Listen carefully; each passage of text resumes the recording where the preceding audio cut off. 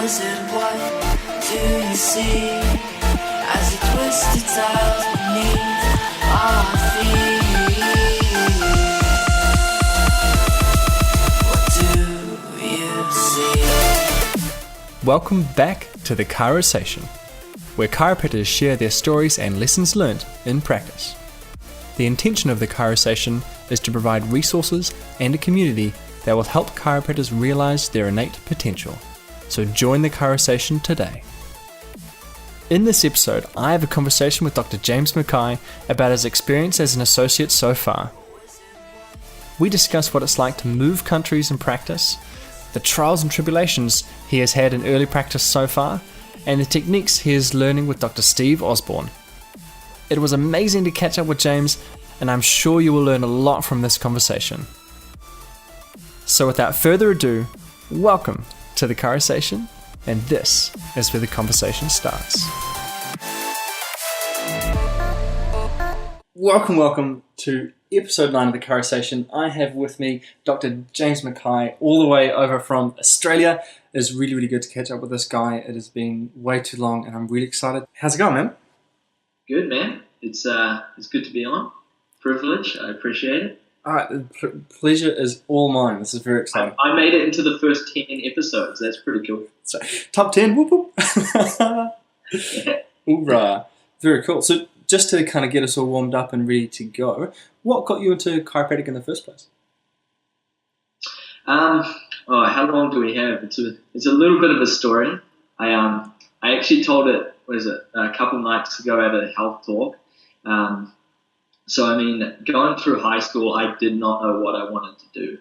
I don't know, you might have felt it, but there's kind of like a pressure, I guess, to choose what you want to do after school. And you're like, 17, 18 years old. You've just got your driver's license. I really didn't know. I enjoyed biology in school. I was the only male in my biology class at school out of like 30 students. So that was pretty cool. Some good odds, man. That's some good odds. That was pretty good. So I like biology. I liked PE, like physical education. I've never been like an excellent athlete, but I enjoyed like using my body and learning about the body, biomechanics, health and fitness, like that kind of thing. Played rugby going through school, which I don't even know how I survived. I think I was like 39 kilos when I started playing. And this was an open weight. We were playing open weight rugby. There would be like big Samoan dudes who were probably like 90, 100 kilos. So I made it through that. But through, training here and there, I had a few injuries, mainly ankle injuries. And so I spent a bit of time in a physiotherapist office. And she was really awesome physio. I always enjoyed this experience of going there. So I thought maybe I'll do physio. That could be something for me. It kind of aligned with my interests, and it felt like something good to do. But it didn't really, grab me 100%. And my parents were awesome. They didn't force me into anything. They said, like talking to my dad, he was like, he didn't see the point in throwing thousands of dollars and years away studying something that you won't end up doing. And, I had a few friends come out of high school and start, apprenticeships or go and study things, and they did 6 months and stopped. So what I did was I took a year off. And in that year, I became a sandwich artist, which was pretty cool, making subs. And I ate a lot of Subways. So it was during that year off that I actually found chiropractic. So my mum started going to a chiropractor. She's always had just certain aches and pains. She's, so my dad found this. It was a little thing in a newspaper. I think it was for North Shore Chiropractic in Glenfield. And I think it was free x-rays to start care. And so mum went along, got the x-rays, and actually the whole family, we did end up going and having an initial consult. But she really suggested maybe that this would be something that I would be into, something that I'd like to do. So I went along to one of their health talk evenings, one of their lay lectures, and I looked chiropractic up online, and It's hard to say, it kind of just felt like that was a path that I should explore. So I was like, oh, cool. So I went along to a few adjustments, and it would have been pretty a month after that. So around the same time, Dr. Steve Osborne, who's a close family friend of ours, he's a chiropractor who I'm working with now. He was coming back to New Zealand, and he came to our place. We had our outdoor dining table, and what we did was we put a quilt over the table, and he just got all of us lying face down on this table, and went through doing his checking and adjusting.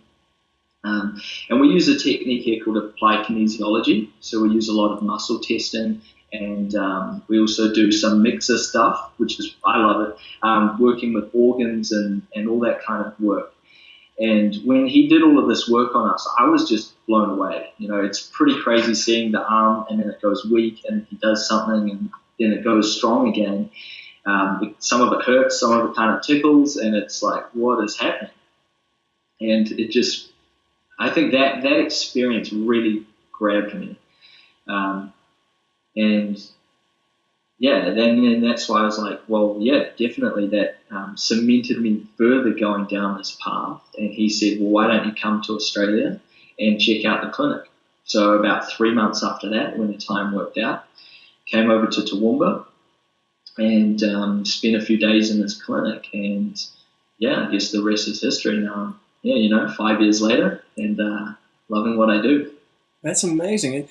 I can really resonate with that as well, because when I first discovered chiropractic, everything really happened in quite a condensed period. Like yourself, I was kind of always interested in biology. I didn't quite have the same lucky odds as you in my biology class, but I was always interested in health, and I started out studying psychology, and then really that just wasn't my jam. And I mean, your father was really right. If you're spending all that time and money and energy investing your experience into something, surely it's going to be something that you want to do for the rest of your life. And really, I just found chiropractic literally at the end of 2011 and was like, this is me. I found it. It just resonated with me so much, and it sounds like you had the same experience. Yeah, so you've got a bachelor in psychology, don't you? Yeah, that was the first degree that I finished. That's 3 wasted years. It's true. But I did meet a girl during that time, so it wasn't wasted. It wasn't wasted. It was worth it. And I'm still with her, so I'm very lucky man. Yes, that's brilliant. That's brilliant. So obviously, when you were you met Dr. Steve Osborne before you started chiropractic. Was it always your intention to go to Australia and work with him afterwards? It was on the cards. Okay. I guess. I think one of my strengths is adaptability. As an aside, I've done this thing. It's called Strengths Finder, and it's quite a powerful tool. And it asks you all these questions, and then it gives you your 5 top strengths. And it's interesting because I did that in my year off, and that really lent itself to revealing, I guess, more about me and why I line up with chiropractic. So my tops, one of them is adaptability. Intellect. So I love these kind of discussions. I love learning. So I know that's getting a little bit off topic, but coming back to the adaptability. Dude, that's so on topic. I did it earlier this year, and I have intellect as well. Intelligence. Awesome. It's funny. That's so funny that you said that. I'm like, 100% done that too. What were the other ones? I think it's really good.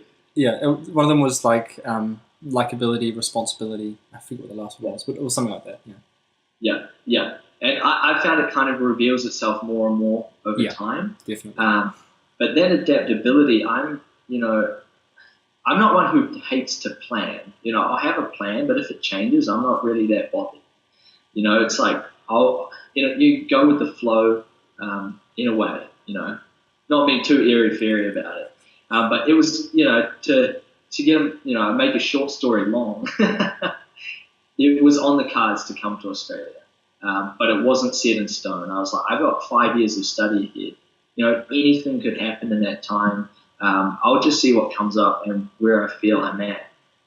And it wasn't until July in 5th year or 4th year at Chiro College, 5th year of studying, that I came back to Toowoomba just to, let's make sure I'm happy with the where I'm at, and do I vibe with the practice still? Because when I came over in 2010, I didn't really know what chiropractic was, and it was awesome coming back in that final year last year and seeing Steve work, and I was taking his notes for him and just getting to understand his technique more, and I was like, I said to him at the end of the week experience here, if you've got an opportunity or a position available for me here, I'd be silly not to take it. Cool, so man. I took it, and here I am. Well done. And I think that's actually really important for those who are heading into graduation, or even those in early practice looking for a new opportunity.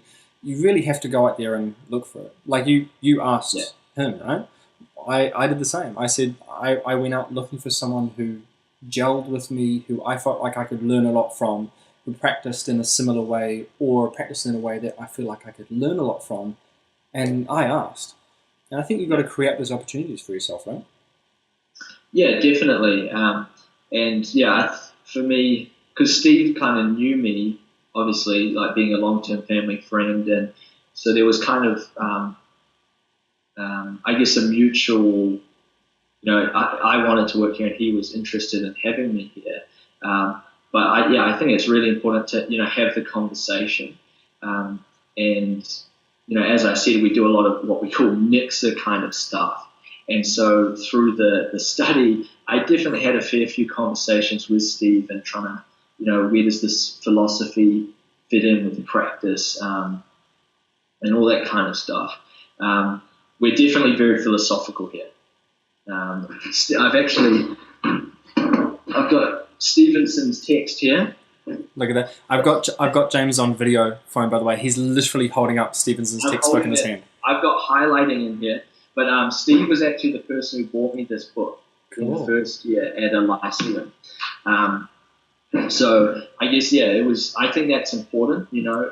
Are you going to fit in with the practice on a philosophical level? Is there going to be a clash in what I guess you believe and how you want to work that out in practice, and who your the principal chiropractor or your work colleagues? If there's a dissonance there, it's going to be pretty hard, and you'll probably get sick of it and leave the position as soon as you can. Definitely. So obviously you went over in July, you thought, yep, this sounds like a great opportunity. You asked him. How long did it take for him to get back to you? How did we set that up? I think, we'd been in contact here and there throughout the degree. So it wasn't like I was just contacting him out of the blue. I caught up with him the year before, so I think it was probably the September and third year. He was at the college doing the NET seminar. So I practice NET here as well. And so we kind of talked there, and he stayed with our family. So it was kind of an interview process over months or years. We were, I guess, in a way, interviewing each other. Not a formal interview, just conversation. See, where each of us at about chiropractic in general, and is it going to work? So it wasn't like they just blasted an email and then had to wait to hear back. Definitely, and I think that's really important as well, because I went through the same process. For me, it honestly felt like dating. We went out for lunch, had a couple of text conversations. You kind of had to feel each other out and figure, is this a relationship that's going to work? Because as chiropractors, when you're working in the same practice, it is quite an intimate relationship, and you do have to get on really well. And like you said, if your philosophy doesn't match, if the way that you want to practice doesn't match, it's just going to be a tough relationship, and there's going to be a divorce at some point, and that sucks for all parties, Yeah, that's right. And you don't want to get into a marriage if you're going to be divorced in a year's time. So Exactly. Why would you do that with work? I mean, I guess that's how I wanted to approach it. Some people might have a different idea of their first year out. Maybe they just want to go somewhere across the other side of the world, get some experience, earn some money, and that's cool as well. But yeah, for me it was I wanted to be comfortable where I was practicing. I wanted to be able to practice how I wanted, and be able to continue learning, because as I said, learning is one of my strengths, and where I'm practicing now, I've learned a lot on top of what we learn at college, which I love it. Yeah. It's just amazing. So obviously the relationship has grown the entire time. You're a Kiwi guy though, right? Born and raised Auckland, New Zealand. Yeah, that's right. So I hope I still sound Kiwi. No, you still sound Kiwi. That's all right. It's good. And how was the transition to go over to Australia? How was it kind of packing everything up and moving over? Man, it was actually really good. Cool. I always lived in Auckland, born and raised in the same suburb, same house even. So for me, it was kind of like a huge change. Changing city, country, everything. And so there's that uncertainty before I jumped out and did it. But I knew, as I said to Steve when we talked about the position was, if there's a position here that he's essentially creating for me, I'd be silly not to take it.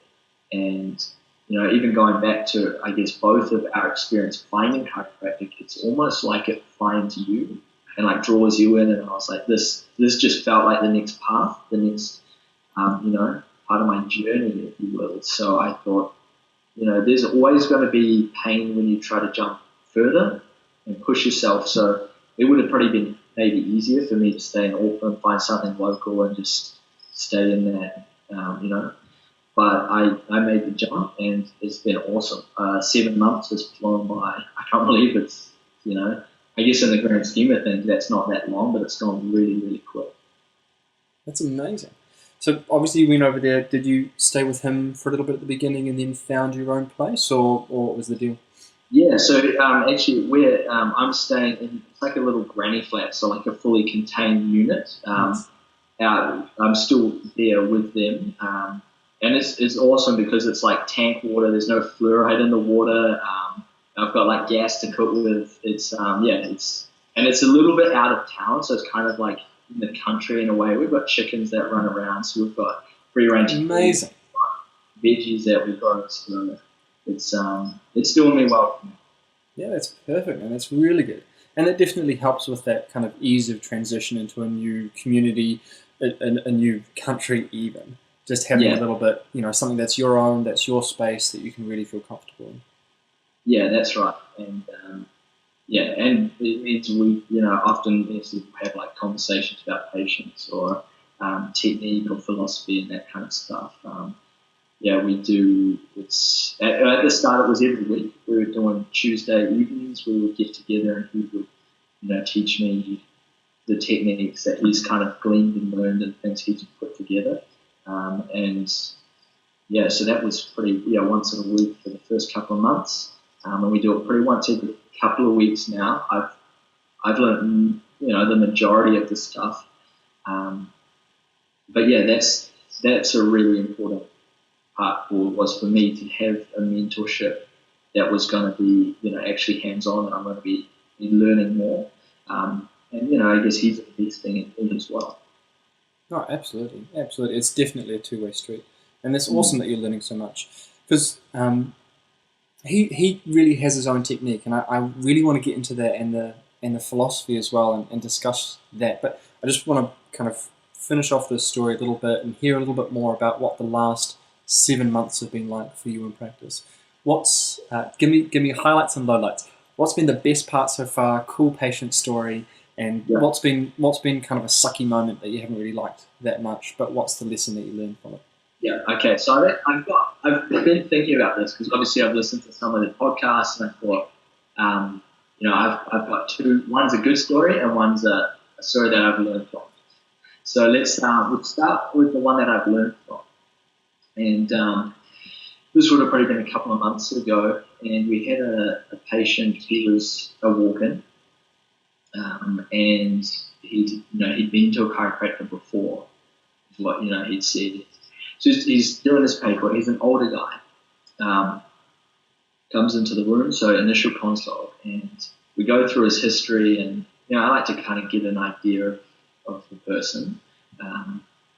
It's like a consult and almost like an interview in a way. You just want to kind of know who they are, what they do, just so you can get a better insight into how you can take care of it.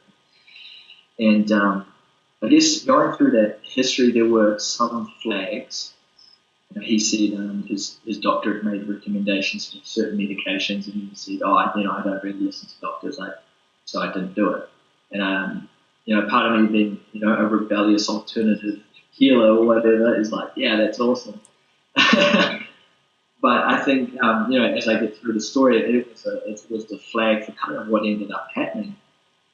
We get to the main source of his reason he's come in. He's got some mid-back pain, and he really wants to, dealt with it, he wants it to feel better.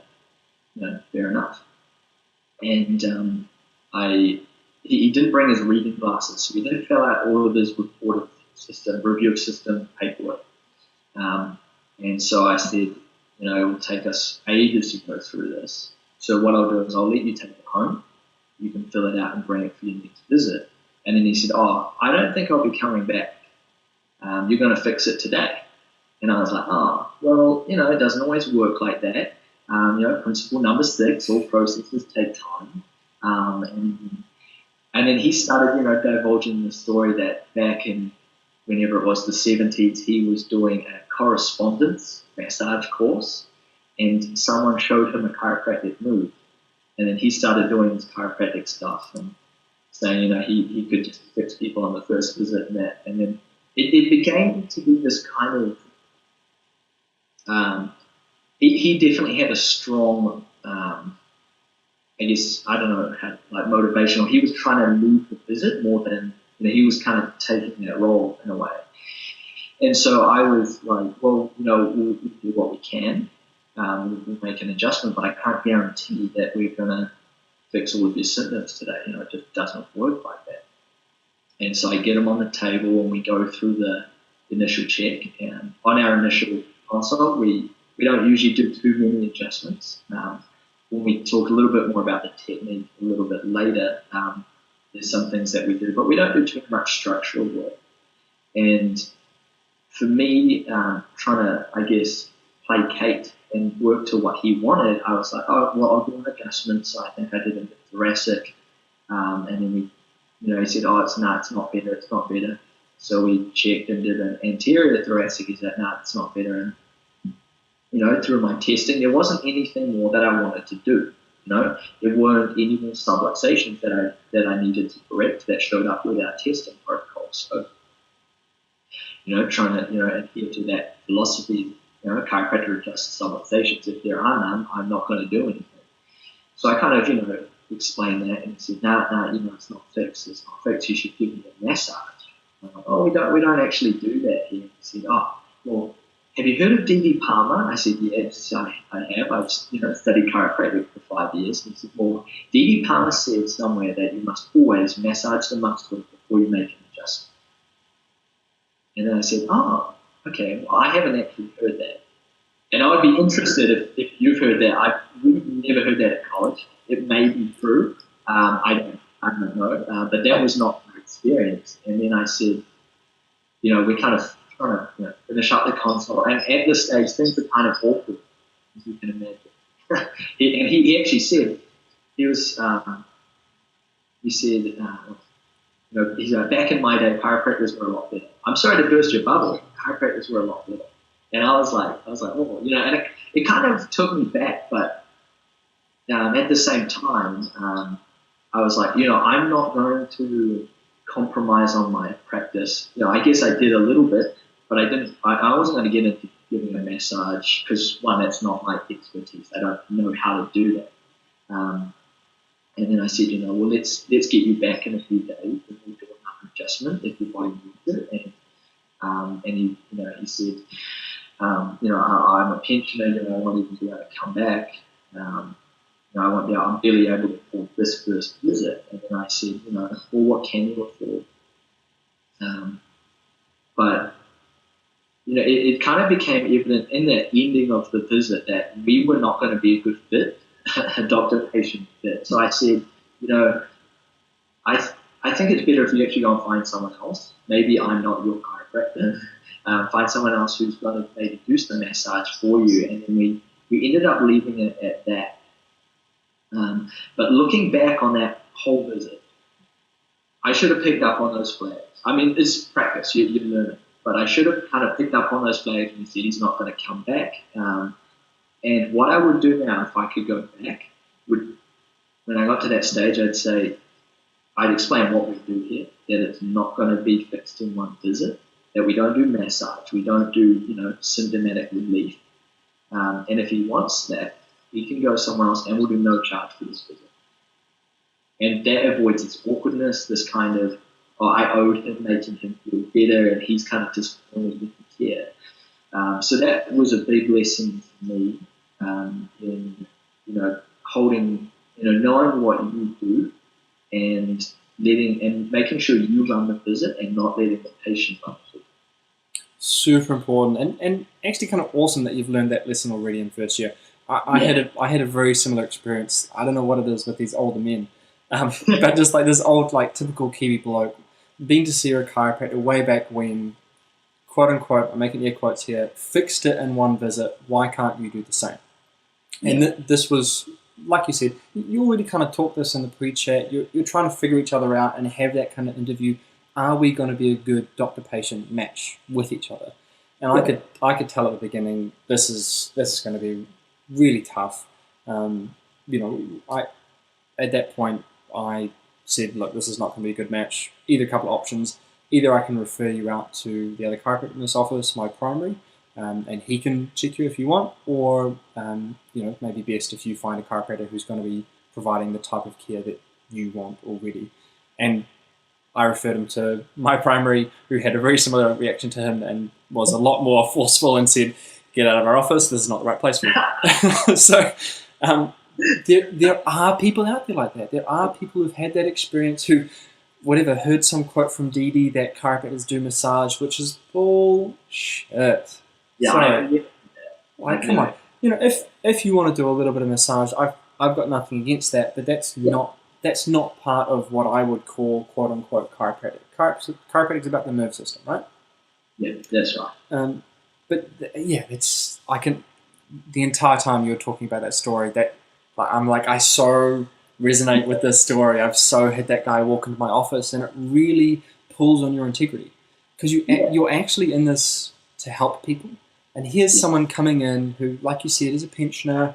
Maybe his money is tight and it's hard, so he's coming to you and basically saying, "Help me, I have a problem." And you want to, right? But Definitely. At the same time, you don't want to break down that integrity and do something because they are expecting something different to what you actually do. And I mean, so go you for just saying, no, we can't do it. Yeah, and I would happily have reduced the fee and said, we'll see you for like $30, or what can you afford?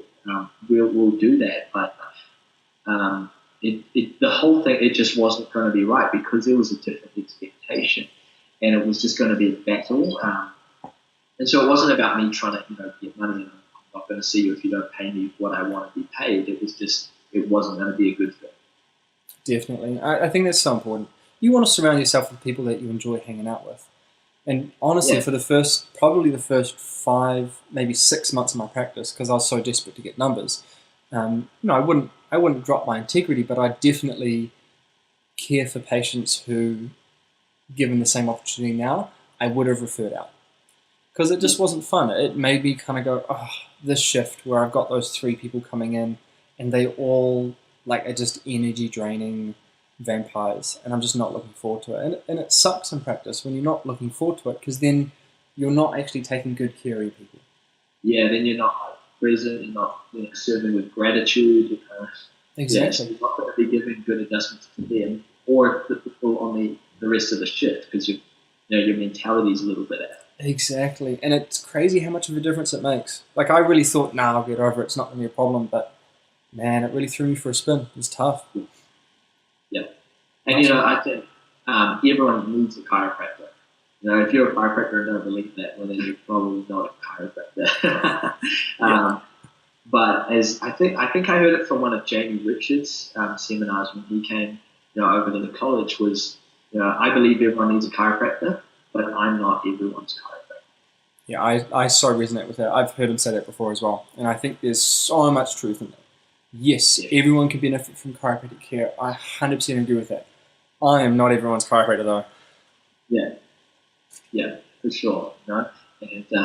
And people might not enjoy your technique, or they might find you too gentle or too rough, or they might not like you as a person. So go and get your care somewhere else, and everyone's going to be happier.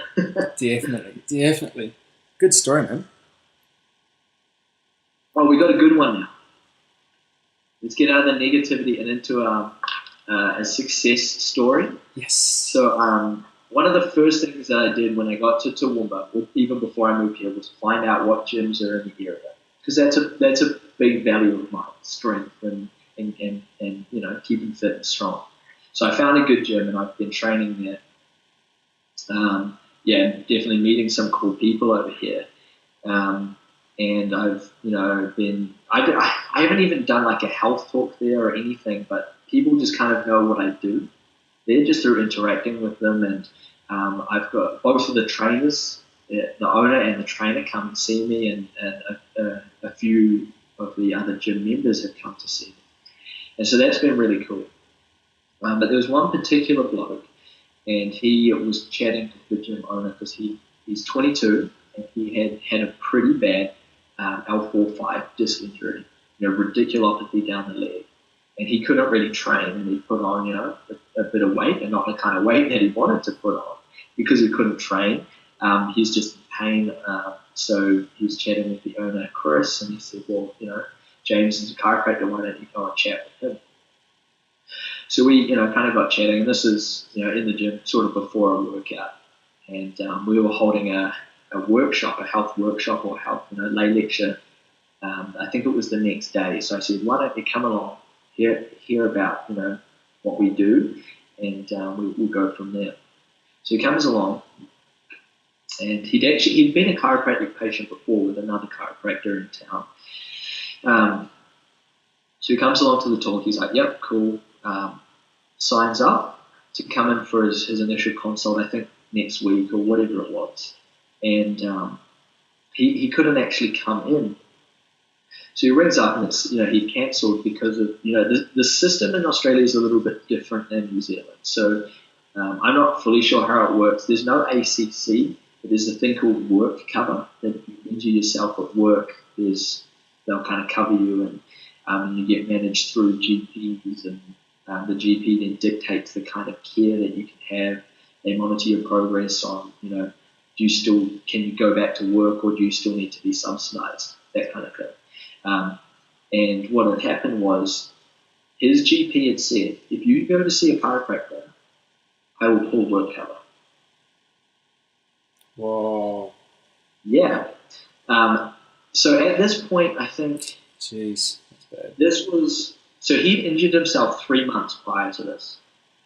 And over these 3 months, until, that where I met him in the gym, he had just been on medication, some pretty intense medications. I think was oxycodone is one of them, and he had 4. I can't remember all the names, but they were, like opioids and pretty intense drugs.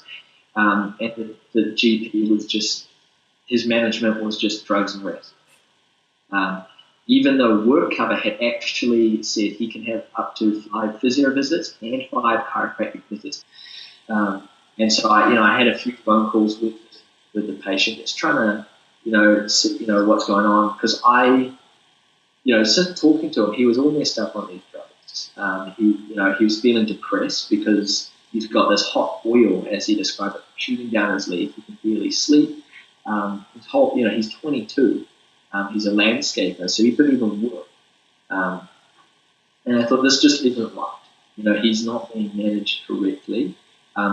So I actually ended up getting on the phone with someone from the Chiropractic Association and saying, what's the best way forward here? Because this just isn't right. He's not getting better. 3 months has gone by. And it was, he has the right to go and see another GP. And so there was, over the period of the next 3 months, he was trying to work in with these doctor visits and get a different GP that would actually allow him to come here, and who wouldn't pull the work cover, because if he didn't have work cover, he's not getting paid, and he can't work, so he can't get paid there. So he ended up going to another GP who we'd had some success with another patient who was on a sort of similar situation. But he said that, he walked into the office, had a chat, and as soon as he said disc rupture, the GP just put their hands up and said, "No, I don't want to touch this," which is crazy. It's crazy. So he was sick of it. He was at that point 6 months and not getting any better. And he thought stuff that he would just pay out of his own pocket and kind of not really tell his GP that he's going to a chiropractor for obvious reasons. So he comes in, we do the history, which I kind of knew his history through these interactions. And we did our scans and our initial protocol, and we did the first adjustments, which as I said, we don't really do too much structural. I think all I did was a sacrum adjustment and some of the applied kinesiology. When he came back 2 or 3 days later for his next visit, and he had improved hugely in that space of time. So when we first did the consult, on a range of motion, pretty much any lumbar movement was hot oil shooting down his legs. He could really, really move that well. His next visit coming in, he said, we did the range of motion again, and he said the hot oil was gone. It's kind of a dull sort of sensation on the leg. His range of motion his range of motion had improved considerably, and he said he could actually sleep. He had his first 4 hours of back-to-back sleep, which doesn't sound like much, but he was obviously not coming from much at all. When he was sleeping, he said it was like someone just jabbing their fingers into your back and leg all night, and that had hugely improved. And he's just got to his progress. We've passed his progress visits. I think he's had about 10 or so visits, and he's just leaps and bounds better. And it was really 2 or 3 visits until he had huge improvement. He's got no leg pain, no back pain, and I'm actually sort of coaching him, training in the gym, just going through some bracing strategies and some spinal stabilization, and getting him actually squatting again and deadlifting and bench pressing again. And those were things he couldn't do. I think he wasn't allowed to pick up anything over 5 kilos. We were doing 65 kilo deadlift lifts with him the other week and squatting up to 50 kilos. So it's awesome improvements. That is incredible. What a cool chiropractic success story. That's amazing. Yeah. And all it was just removing the interference from the system and letting it heal. That's exactly it. Because I looked at the MRIs and we looked at the L4-5 disc, and there wasn't a huge protrusion. It really wasn't that big. And I see that to him. And he's a landscaper and like a botanist, so he doesn't really know much about spines and chiropractic, obviously. But he sort of felt that disc wasn't hugely bold compared to the other ones. So maybe I think there probably was a disc injury, but I think maybe that with chronic subluxation that wasn't adjusted was why he just was not improving. Yeah, absolutely, which so makes sense to me. And I mean, how many chiropractors out there have stories that are similar to that? This guy's just being held back, medication's not working for him, he's trying, and then finally an option becomes available, chiropractic. And amazing what the human body can do, just given the right adjustment in the right place at the right time. Yeah. That's beautiful, man.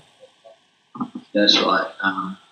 And the coolest thing is, how much greater is this guy's quality of life right now? Oh, yeah, huge. That's the magic, man. Yeah, and as I said, we got some progress, and he, really keen to keep up his adjustments. Once every couple of weeks, we usually go between 2 and 4 weeks, and he wants to keep doing that. And so it's been a huge turning point for him. He's off all drugs. He hasn't taken anything for I think 4 months now. And his I guess mental clarity is starting to return, which is such a huge downside of these drugs. is so powerful that it just was completely messing with his brain. He just would feel foggy and really out of it. And I think we're probably still working through some of that. He's probably still getting rid of some of that out of the system. I barely remember pharmacology class. I don't know how long those drugs stay. Maybe they're already gone. I don't know. Yeah, what's the half-life? I don't know, but it's very, very true. I mean, they're very, very powerful drugs, and the reason they work is because they stop the arachidonic acid profile, which does affect your neurology. So of course it's going to mess up your brain. Of course it's going to mess up how you focus. Because that's what the chemistry is designed to do. It was for nerve pain and epilepsy. So wow, dude. Yeah, intense stuff. Super intense stuff. But I mean, at the same time, you have to feel for the guy because that's the option that he was given, and he just wants to get out of pain. Yeah, well, I guess the sad thing was he didn't want that option.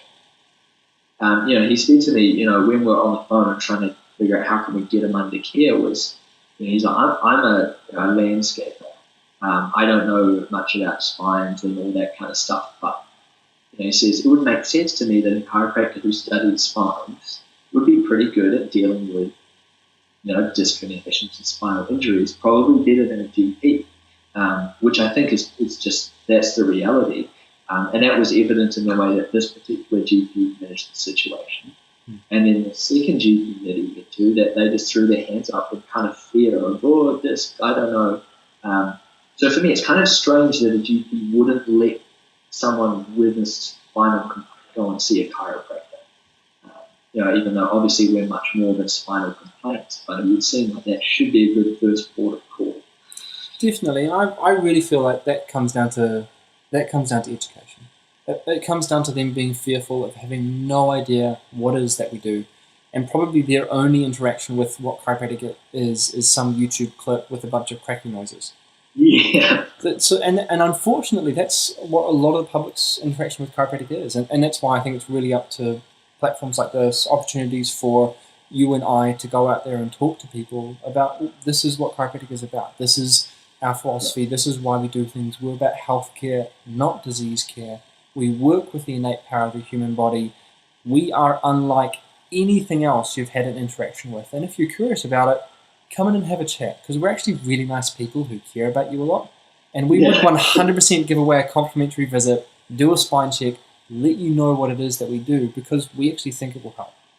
Yeah. And we have experience to show that it will help. Yeah, definitely. And I think that's so important, because trying to educate it. I think it sounds like a bit of an echo on your end. Sounding good for me. Okay, sweet. As long as it's recording away.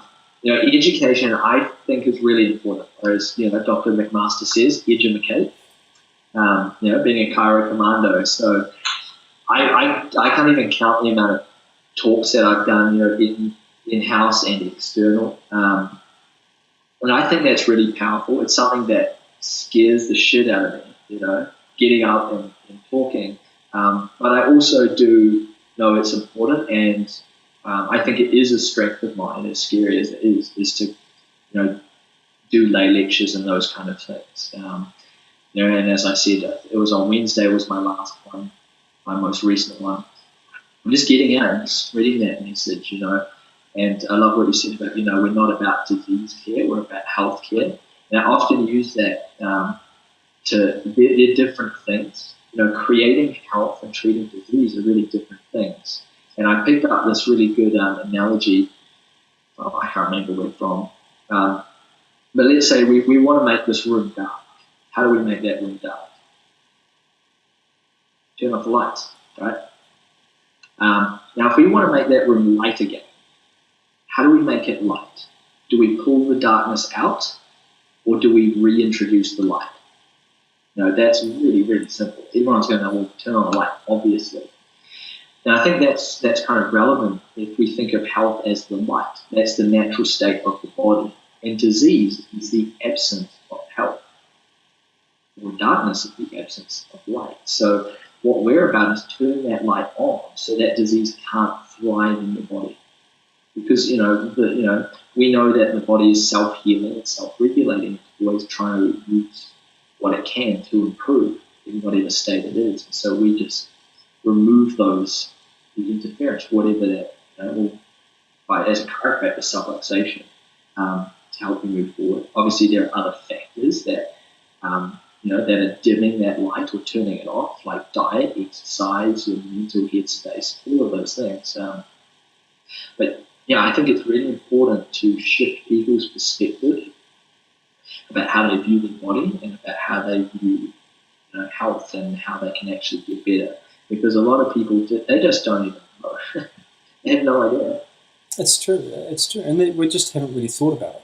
Because most people just take it for granted until they don't have it anymore. Yeah, definitely. And that's another point that I like to hit on with my talks. Don't wait until your health is gone. When we talk about feeling versus function, you might feel all right, but often the first sign of something like a heart attack is a heart attack itself. So you can't base it all on feeling. You need to be making sure that you're creating healthy habits or constructive survival habits. As I've heard, Dr. Dobson say a lot, they're constructive or destructive survival choices. So, just helping people think differently so that they can make the choice to come and see you as a chiropractor. Because, it made sense to me when I heard the message. It made sense to you. So I think if we present it simply and just tell them truths about their body, people, when they're ready, will hopefully take it up and go, well, it makes sense to go and see a chiropractor. Definitely. And something that I really don't like is that, unfortunately, in a lot of cases, the chiropractic message kind of comes like touted down from a pedestal, saying this is the greatest way that you have to do something. You have to adhere to these rules, these structures, this philosophy, otherwise you don't get to play the game. And I think that's a shame. And I think it sounds like you're doing this already, which is amazing, is it's about empowering other people. Yeah. So it's not about saying you have to come see me because I got magic hands. It's saying, no, this is literally how the body works. And if you want to be healthy and grow old well and play with your grandchildren, and even beyond that, have more vitality year upon year rather than less, then look after yourself.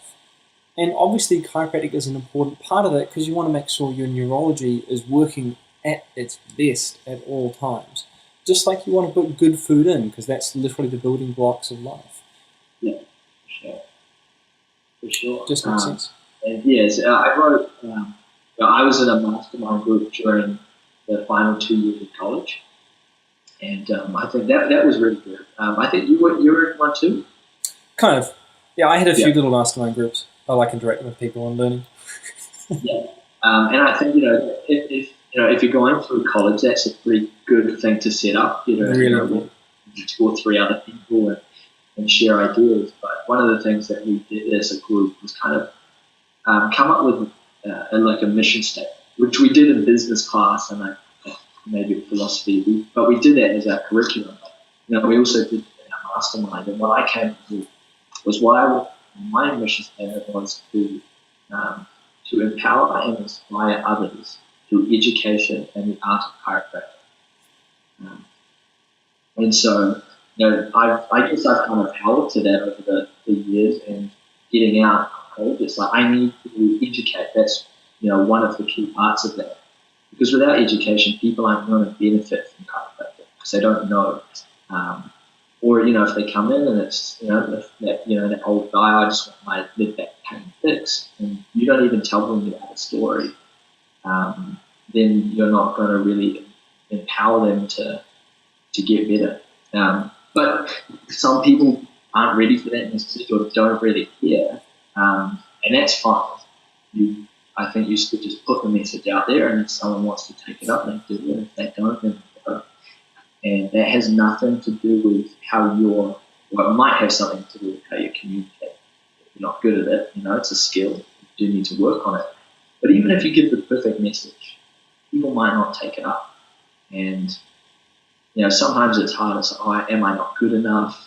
Why are people not listening to it? Why do they not get it? But people, people aren't going to just jump straight into it, especially if it's such a different message than they've heard before.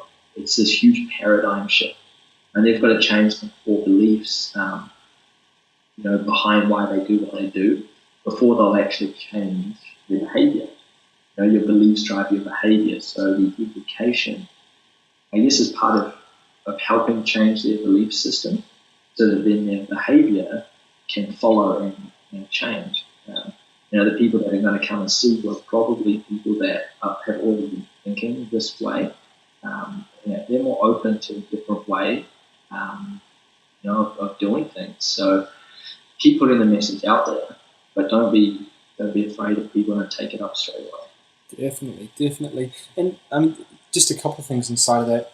Definitely in your first year out where you're in full-time practice, it's scary. It's scary because it's all on you, and you constantly are in a little bit of a state of self-doubt. Like, am I doing the right thing? Are my adjustments good enough? Is my communication good enough? Am I seeing enough people? You have all of these things which are just really crushing on your soul for a long time. At least it was for me. But something that really helped me was having these kind of conversations, listening to things like the Chirosation, where you got to listen to other people's experience. You got to hear what they were doing, and you got to be part of a community. And I think that's the wonderful thing about education, is it creates an environment where people can learn off each other. So by listening to you and hearing about your experiences, I can actually learn and grow as a person, feel more confident, know that I'm not in this alone, and that we're all way more alike than we are different. And that I think really, really helps this profession, especially as it's growing into the next generation. And man, we're going to take over the world. Are you ready? Yeah, man. I'm so ready. Like one of the staff here, she's around our age level, and she's marketing and promotions. And we're kind of talking about how can we bring the chiropractic message to a modern culture, I guess. Every generation has got a different aesthetic, or I guess a different idea, and our generation is obviously different than the one before. So trying to use chiropractic marketing from the 80s and 90s is just not going to work. We need to bring it a little bit different. And there's heaps of resources out there, like the Chiropractic Philanthropist. He's awesome. Excellent. Dr. Ed Osborne, really good. Yeah, really good. You've got Life by Design, the chiropractors. My Practice Rules. There's some good chiropractors out there doing good things, making the communication simple. So I think you don't have to necessarily reinvent the wheel. You can go and find how other people are doing it. Their education, standing on the shoulders of giants. What has someone done before, and how can I use that and tailor it as well to something, to a message that you're comfortable presenting in a way that you're comfortable doing. Yeah, man, I think it's super, super important. Because how do you feel like your confidence has changed over the last 7 months? Well, I guess it grows like every week. Yeah, me too. It's crazy. Yeah, I think, going back to, I guess there is that kind of fear. And I think a lot of the fear can be of the unknown. Like going back to when I left Auckland to come over here, it was like, I don't really know what it's going to be like. When you're about to graduate, you're like, I don't know what it's like after this. But when I got here and got into it, and, Dr. Steve's awesome to work with. He loves one-on-one education, and, I feel like I do have a good support system around me with him and some of the other staff here. And that gives me, confidence to go forward, and also just confidence in the education that I've had. And when you start working with patients and you see these awesome changes, it's like, well, okay, this does work. And I guess it's that goes from believing it works to actually experiencing that it works and knowing. Confidence grows, but I think you have to jump first. You kind of have to just put yourself into it. And we've been using, the Corporate Skeleton Key, CSK, with Dr. Brad Growacki. I've heard really good things about that. I need to look into that more. Yeah. Yeah. So we've been using that as I guess it's a marketing strategy. And I guess chiropractic marketing is almost like information marketing or education marketing. It's a pretty good system to set up and get into different places to talk. And one of the things that Dr. Glow says is momentum breeds energy. Just get going, get it done. As he says, done is better than perfect. So just, getting out, and it's really scary doing your first lay lecture or your first, 10-minute health talk. We've done a lot of 10-minute talks because they're kind of easier to pitch to, if you're going to talk to teachers at a school or a business. We just need 10 minutes of your time. We're going to give you some great health tips and share about how we can help you improve your health. And that's really easy for them to schedule in. And that's kind of scary, just, jumping into it. But you just sign up, you just do it. And then, I've got to talk next week, I better be prepared for that.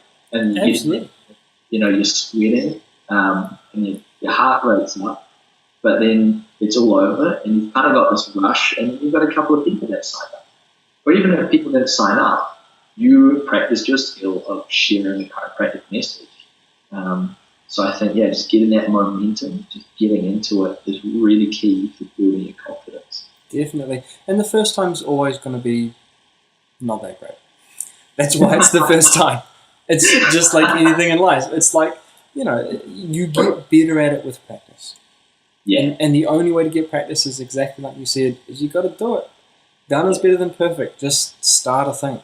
And as you do it, you get better. You learn from the mistakes that you made. And I think that's why they call it practice, right? Yeah, because you're always refining, you're always getting better. And it's the same with your first new session in practice.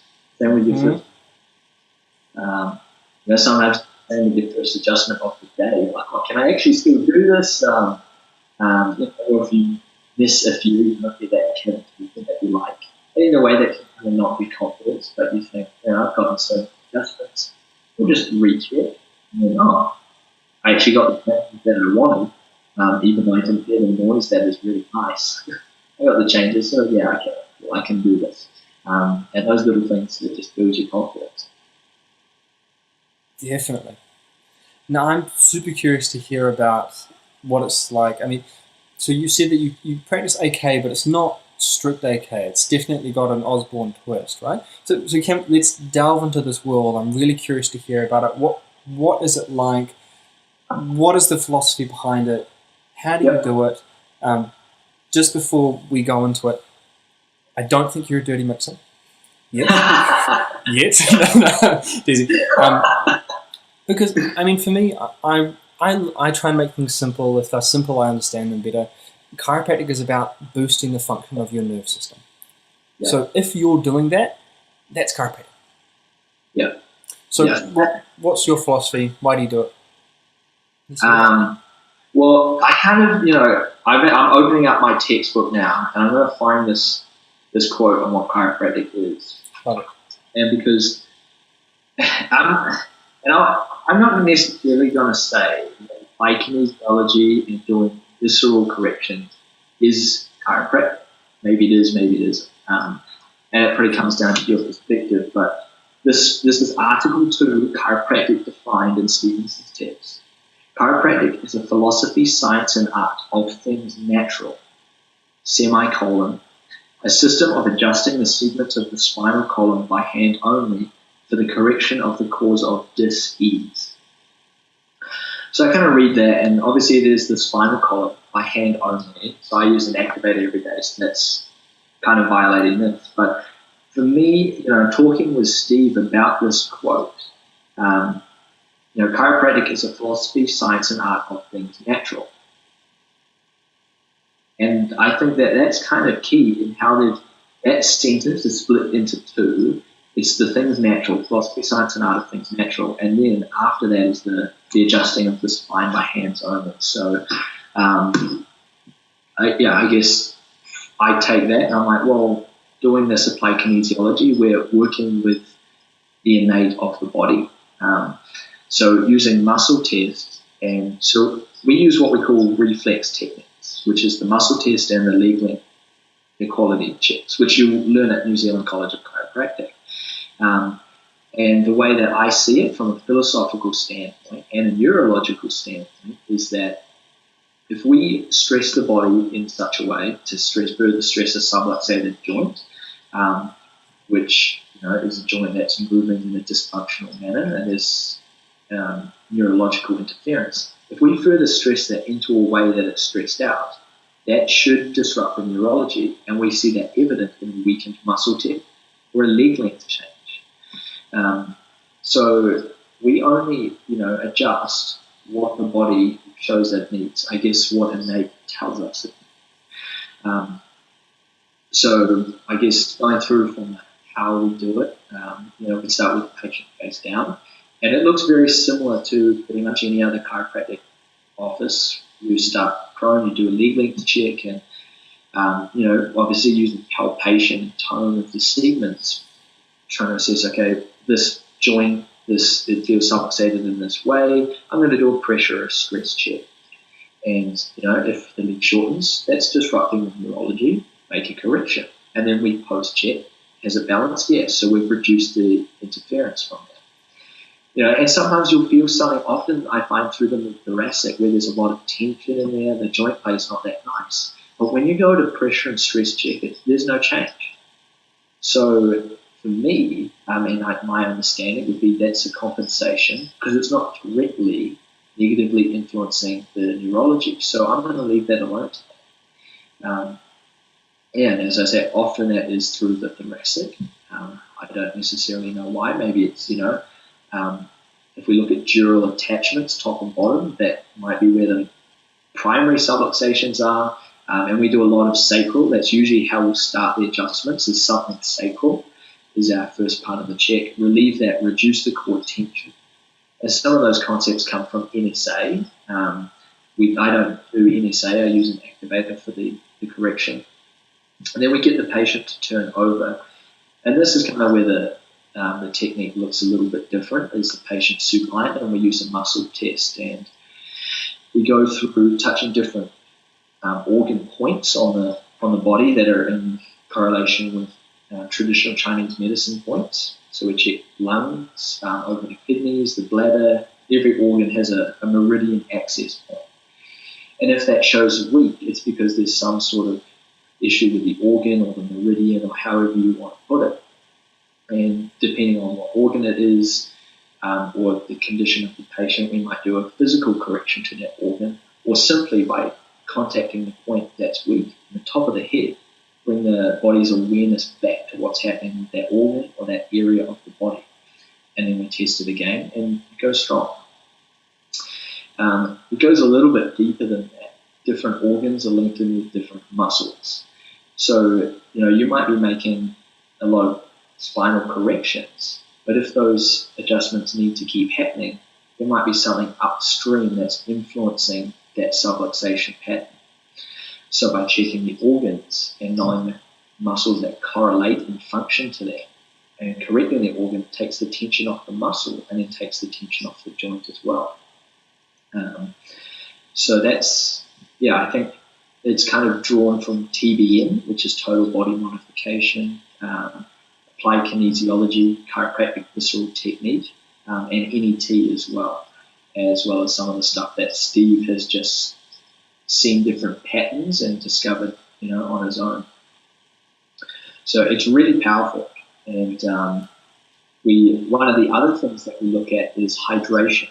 And we do that again using the muscle test and looking at the different interactions of organs in the flow of the Shen and Ko cycle within Chinese medicine. Sorry, could you jump into that? What is Shen and Ko? So Shen and Ko. So within Chinese medicine, you've got the 5 major elements, which are fire, water, wood, earth, and metal. And different organs are associated with these different elements. Now the cycle is, and I got a really good understanding of this Shen-Ko cycle at, I think it was the Dynamic Growth in Auckland, and we had a guy come in and he had a crazy colourful shirt. He wasn't a chiropractor, but he talked about kind of these principles. And we call it the constructive and destructive cycle. So, for example, water. So if There's a chart that goes with, and if you look up Shen and Ko or Chinese medicine chart, there's a circle and then a star. And the circle shows the elements that feed into one another to create the creative or constructive cycle. So, for example, water feeds into wood to grow trees. Wood feeds fire. Fire then creates earth or dust, ash, and then earth creates metal, and pressure you get metal. Metal condenses water molecules to create water. So we've got this constructive cycle. Now the destructive cycle, it cuts across. So rather than it being in a circle, it cuts across and ends up looking like a star with these 5 points. So the fire will melt, at a hot enough temperature, will melt metal and destroy the metal.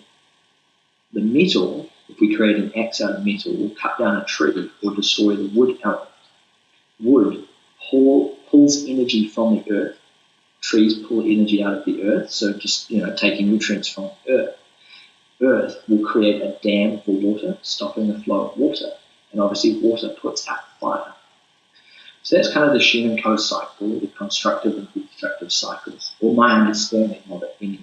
Obviously, I'm not a Chinese medicine practitioner, so I may be missing something there, but that's my understanding of it.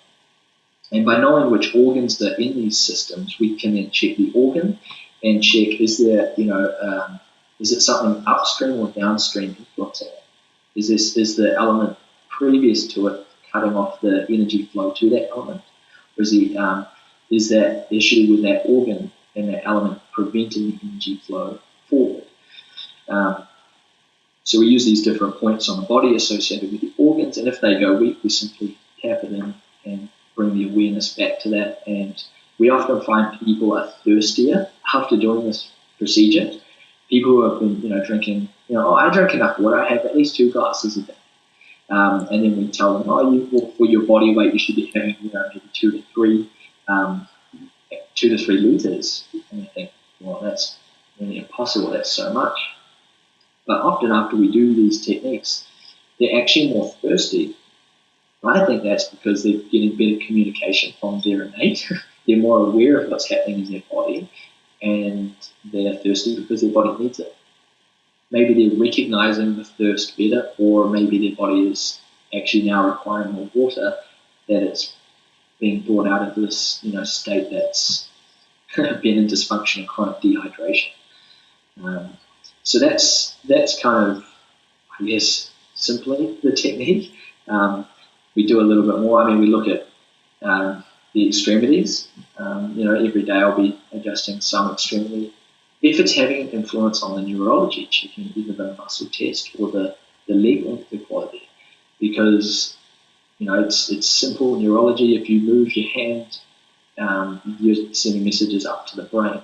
There's dysfunction in that joint, then those messages won't be as clear. It's going to miss some of the signaling, the feed-forward activation, and that kind of thing in the brain. So by correcting that, we're helping the overall function of the body, as well as usually complaints tend to settle down when you make adjustments as well. That's awesome, man. So then how long would you say a regular visit is for you? Okay, so a regular visit is maybe 5 minutes, something like that. It really depends on what's showing up. Usually, and you've probably noticed that when someone's under care longer, there's far less that you need to do. Because the body is more adaptable. And if they stay under regular care, their body is just not sliding into that subluxated state.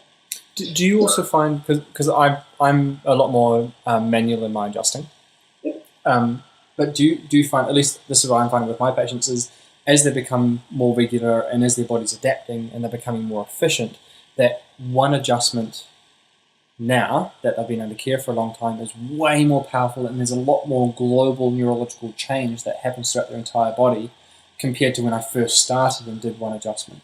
And do you find that that's the same with what you're doing as well? Yeah, well, I guess I find it in the context that, I might only do a sacral adjustment that day and nothing else shows up. Maybe some of that hydration protocol shows up, and then that's it. So I guess by doing that one sacral adjustment, it's changed the neurology throughout the system, and I don't need to make another adjustment. I kind of check and adjust as I go up the spine, so I'm not doing a full check and then prioritizing what I'll adjust. So maybe if I had checked the whole system, there would have been a few other subluxations, and then maybe I correct the sacrum and then they all disappear. Or maybe there weren't other subluxations there and they only needed the sacrum. I can't say. But certainly I noticed the longer someone's under care, they don't need as many adjustments. That's cool. But definitely a lot of manual. It's not just this touching sort of stuff. I'll do side postures from time to time. Usually I'm using a drop table just for efficiency of time, and a lot of people just find it more comfortable than being twisted up like a pretzel. Talking to patients who have come from other chiropractors, that is sometimes they say, I'll ask if they've been to another chiropractor. And I think this is a good idea, is what did you like and what didn't you like? And sometimes they'll say, they got me on my side and jumped on me and my head did this and then my back did this. And some people don't like it, some people love it. So, I'll just find out. But I find, it takes obviously longer to set them up. And not that I'm saying you shouldn't do side posture. If that's you as a chiropractor and you love it and you get good results, that's cool. But for me, I just prefer doing the drop. So sometimes I will do that. I'll do manual thoracics, manual cervical, some manual extremity adjustments or some activator extremity adjustments, just whatever the joint is and what's going to be better. That's cool. So your adjusting technique is more, is it more based on your feeling about how you can best correct the subluxation compared to a protocol type adjustment? Yeah, that would be some of it. It definitely has a protocol. Usually for the sacral adjustment, we'll just use an activator. And thoracic, sometimes, for a rib, we'll check ribs out through the thoracic, and sometimes I'll do it manual, and sometimes I'll do it activator. There isn't a protocol on that. Sometimes I'll just feel, just based on how the person's system feels. If doing a rib that's the biggest risk of injury with chiropractic is a broken rib. If it's an older patient and they've just kind of this wiry sort of feel, I'll just use the activator, because I think doing a manual force through there, I just prefer not to. Not that you couldn't do it. But some of it comes down to, I guess, intuition. You'll check their cervical spine and think, I'm going to do a manual today, or there's just a lot of tension. I think that they'll tense up a lot, and then doing a manual adjustment will just not be as good. We'll just use an activator today, because that's just going to get a better outcome to correct the subluxation. We want to work with the innate. We don't want to fight it. So absolutely, that is using your intuition. Yeah. Well, and also what Stevenson said, and I think I said this in a couple of podcasts ago as well, is what's the point of an adjustment? It's to arouse innate. So if you're doing that, then you're doing an adjustment correctly. Because that was just something that I was kind of curious about, and I've been thinking about this a little bit recently, is I kind of have a flow of adjusting that's, I'd probably say, more based around what's efficient rather than necessarily what is the correct process to go through for a patient. And I haven't spent enough time thinking about it or trying to figure out what's the best way to do it. And I was just wondering if there's part of your protocol that dictates check and clear this area of neurology first before moving to this area, or is there a checking protocol to say, look, we just need to check sacrum today, or we just need to do upper cervical and clear that out, and then we'll recheck everything else? Sometimes that can happen. So with our leg check, if I see a short leg check going short on that position too, so short and further, that can sometimes indicate that an upper cervical adjustment is necessary first off. So that's something that I've kind of learned from Steve, and I'll check it, and often it is actually the case. If it goes shorter, we then go up, check the upper cervical, C1, C2, occiput, do the adjustment there. And sometimes after doing that, you don't need to adjust anything else. With going through Dr. Dobson's upper cervical class, often when you do an upper cervical adjustment, you don't need to adjust anything else. So that would be part of a protocol that would dictate what area I need to check first.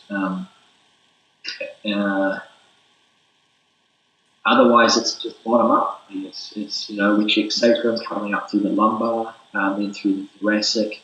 Sometimes I do find I'll check like for an anterior thoracic. So we do a muscle test and just check with the hand over the sternum to check for an anterior thoracic. I think in SOT there's a couple of methods as well with the arms up, palms together or palms apart, and check upper or lower thoracic. Sometimes that won't show up until you've done a cervical adjustment, and then the anterior thoracic shows up. So there is some prioritization there.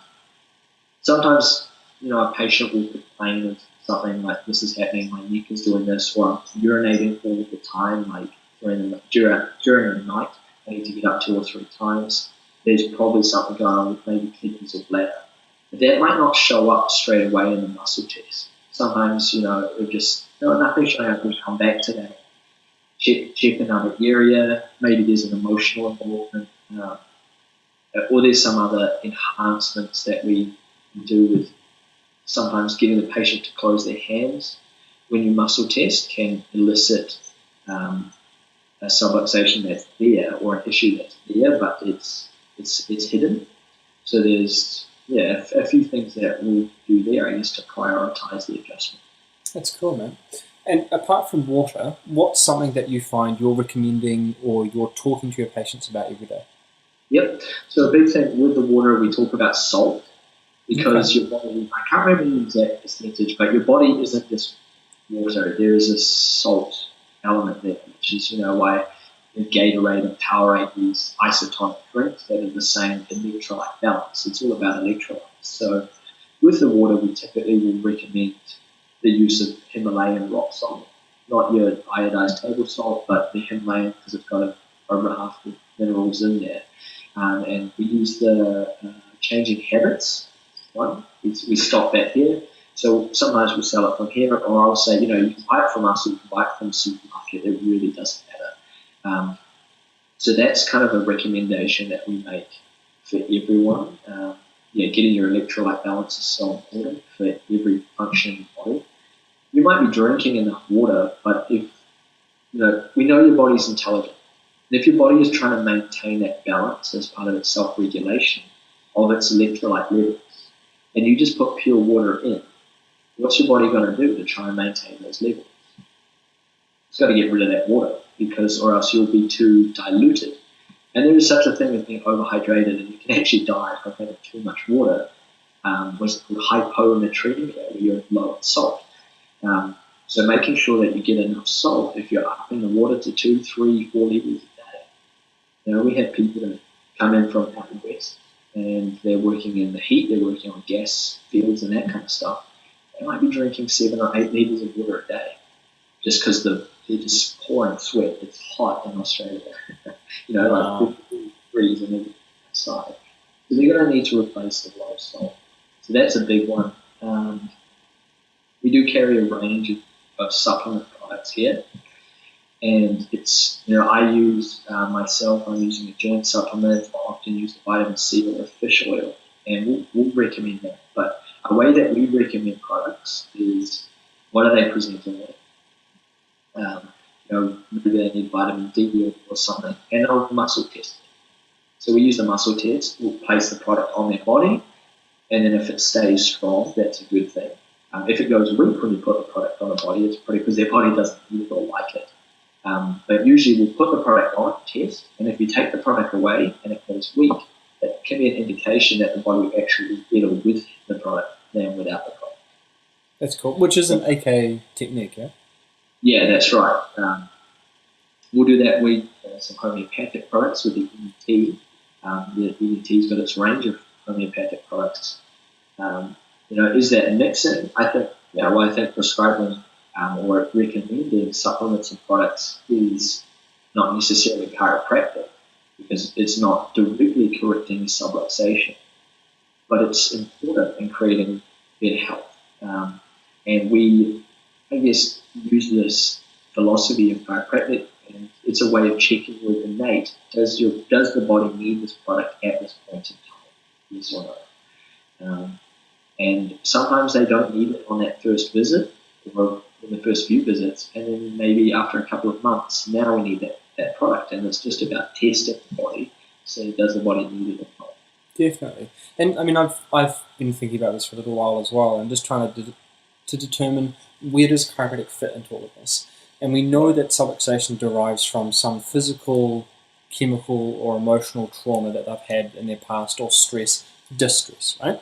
So if their chemicals in their body are out of balance, if your job, if your purpose for being on this planet is to lessen the amount of subluxation, wouldn't you encourage somebody to have a better chemical balance inside their body? Yeah, I think so. I mean, it just makes sense. It just makes sense. It's just like, why would I recommend someone to do certain exercises or improve their exercise regimen? Why would I recommend someone to make dietary changes? Why would I recommend someone to not be interacting with that shitty person in their life? Because it's obviously causing them emotional distress. Those kind of things, I really think that starts to become part of some higher chiropractic thing. And yes, maybe that wouldn't be called straight chiropractic, but at the same time, you are that individual's trusted advisor. That is the next step in chiropractic. And they do care about your opinion. They do trust you and want to know what you think that they need to do. And if you have some kind of test to even show them, look, when I put this product on your body, you are stronger with it. Isn't that a pretty big sign to say, you might need this? Yeah, that's right. I mean, it just makes sense to me. Yeah, and I love it because it shows your body is stronger with it than without it. Do you want to be stronger or weaker? I want to be stronger. Exactly. So I really think you can argue it both ways, though. And I think that comes back to, isn't that the cool thing about chiropractic? That we are all a little bit different. Yeah, and that's exactly what I was going to touch on. Do I think that every chiropractor needs to do like kinesiology? Do I think every chiropractor needs to use products with movement? No, I don't. If that's not you and you don't want to do that, then don't do it, because you'll do it poorly and you'll feel like you're compromising on your values. You'll resent yourself. You won't deliver the care. You'll probably burn out and go and do something else. So if for you only want to do that second part of Stevenson's text, a system of adjusting the sequence of the spinal column by hand only, just do that, because that gets so much change in people. Like chiropractors are the only people adjusting subluxations, and I think it's so important. If you need to do that, if you want to do things on top of that, because that's your interest. You've done a psychology degree. Someone might have done a naturopathic degree or a nutrition degree. I think it would be kind of a waste if they loved doing that, but felt, I'm a principled chiropractor, I can't do that. I think that doesn't make any sense. So I think, playing within your interest and your, what have you trained in? What do you have good knowledge? Don't just do it because you think, other people are using supplements, maybe I should, or if I sell supplements, I'll make more money. It's not about that at all. I mean, if you want to make money, maybe you've got to get another profession. But and that's why I like to use that muscle test to see, does your body need the supplement? Is the supplement going to be harmful for your system, or is it going to benefit you? And then if it shows weak, it's like, okay, well, you're not going to buy that today. I'm not going to make you buy that today just because I need extra $50 cash, or it doesn't work like that. And I don't think we should drive our practice from that sense of need. It's all about how can you best serve that patient in a subluxation. I think that's so important. The entire time that you're in practice, you have to come from a place of, how can I best serve this person? Yeah. So important. So important. Speaking of which, what does the future for Dr. James MacKay hold for us? What can we look forward to? As I said, I've got another year and a half or so yet, and I'll definitely ride that out and keep on learning. I'll definitely keep being out there doing talks. I had a really cool opportunity over the past couple of weeks to go and work with some personal trainers at a fairly large gym here in Toowoomba. And taken from my other passion, which is strength training and powerlifting, I got to talk about some of the concepts of breathing and bracing. And it does carry over into chiropractic with like spinal stability sort of stuff. And that is kind of a route that I would love to go down, working on that performance sort of side. You know, a little bit outside of chiropractic. Obviously, it's not assessing somatization, but that's just I'm pretty training 6 to 8 hours a week myself in the gym. There's something that I love to do. Maybe somewhere down the line, I'd own a gym and have some sort of practice with the gym. I don't know. I'll just see how it all kind of works out. But yeah, I've got at least another year and a half where I know what I'm doing here, and then I think the rest will kind of fall into place as I make different connections and keep learning more. Nice. And like you said at the beginning, you're a pretty adaptable guy. Yeah, that's right. And I have kind of like, I think a vision is important, and creating that. Like I love using the notes on my phone to write down different ideas. Like where those 2 stories that I shared, they popped into my mind. Oh, I'm going to be on the podcast. I'll write down, So I'm not just this very, very person. I will log all of my workouts. I'll write all of that down. Goals that I want to achieve, practice, or on a powerlifting platform. I'll write all that down. So there's definitely goals and things that I want to do. How it gets there, I think that's life. Sit back and enjoy that ride of life. Don't necessarily let life just drive you, but don't fight it too much either. Definitely, man. Words of the wise coming out of your face. That's awesome. Really, really cool.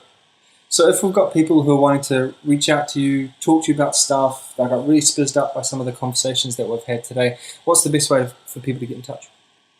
Well, I've got an Instagram account, Dr James Roderick. If you want to find me on there, I've sort of been posting a little bit more with stuff like that. Yeah, I am on Facebook, so if you're a student, a chiropractic student, or thinking about chiropractic to this, you can find me on Facebook at James MacKay. It's MacKay. You can send me a message, and I might reply to you, or I might not. Love it. That is too good. If you say you're listening to the podcast and you've been thinking about chiropractic, you're interested in one of the things we talked about, I'd be more than happy to chat with you. But sometimes on Facebook you do get some strange Russian person trying to add you, and it's not going to happen. It's very, very, very true. Very true. It's right, guys. You can go through me. I've got a pretty direct line through to James, so it's all good. That's all good. Do you have a favourite quote or a saying that you have in your head sometimes? Yes, I do. One of my favourite quotes is by a strength coach, and it kind of cracks me up.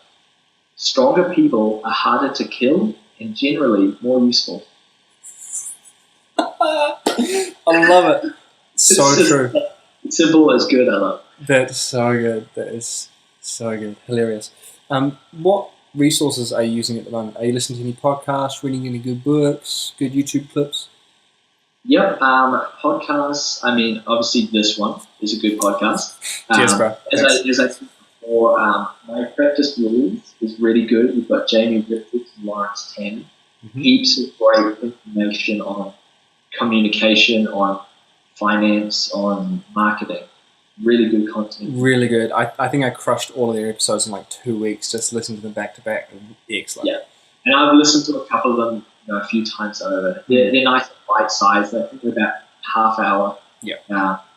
Great content in those. And then there's the Life by Design podcast for chiropractors. So Life by Design has some for the general lay people to find out health strategies.